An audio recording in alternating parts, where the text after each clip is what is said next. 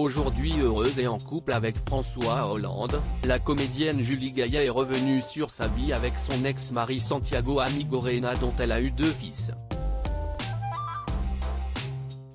Si elle est connue comme la compagne, et désormais femme, de l'ancien président de la République François Hollande, il n'a pas toujours été ainsi pour Julie Gaillet. Celle qui a été la cible d'injures au début de sa relation, puisqu'on lui reprochait l'infidélité dont s'était rendu fautif l'ancien président vis-à-vis de Valérie Trierweiler, a pendant quelques années été mariée au réalisateur argentin Santiago Amigorena avec qui elle a eu 2 garçons, Tadeo et Ezequiel. Alors qu'elle publie son nouveau livre Ensemble on est plus forte, l'actrice fait la une, ce 2 mars, du magazine Elle. Dans l'interview à laquelle elle s'est livrée, elle se confie sur sa vie personnelle, présente et passée. Écrit-le tout de suite.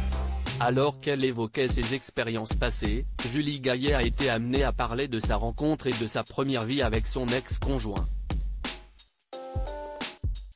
Si elle a d'abord révélé sur ce qui l'avait poussé à se marier, porter le même nom que ses enfants, elle est aussi revenue sur la façon dont elle avait encouragé le réalisateur à mener sa vie professionnelle comme il l'entendait. Il écrivait des scénarios avec Cédric Klapisch. J'ai eu très vite mes enfants, à 25 ans.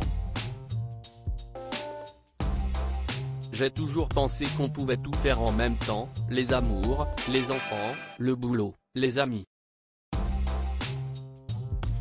Santiago me disait, un jour, j'arrêterai tout pour écrire un livre. Je lui répondais, écris-le tout de suite. Il s'est mis à se réveiller à 6 h du matin, en même temps que notre bébé. Ma belle-mère s'est effondrée aujourd'hui.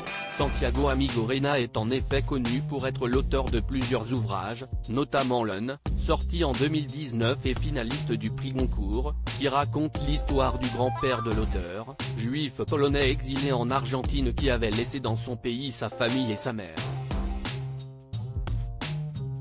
Si est-il à l'histoire poignante que renferme ce livre que Julie Gaillet a rendu hommage ce 2 mars, expliquant, enceinte de mon premier fils, je me suis mise à lire tout ce qui est possible sur la Shoah, Primo Levi, Robert Antelme, c'était compulsif.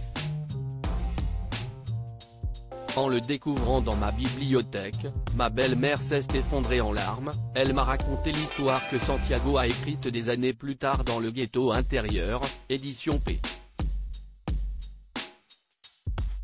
Au point qu'elle n'avait jamais confié à personne, le silence qui a enseveli sa famille marquée par les persécutions. C'était comme si mon fils Tadeo portait en moi l'histoire de la famille de Santiago. À lire aussi Julie Gaillet Salpé, l'actrice révèle avoir retrouvé de nombreux tags près de chez ses parents au début de sa relation avec François Hollande.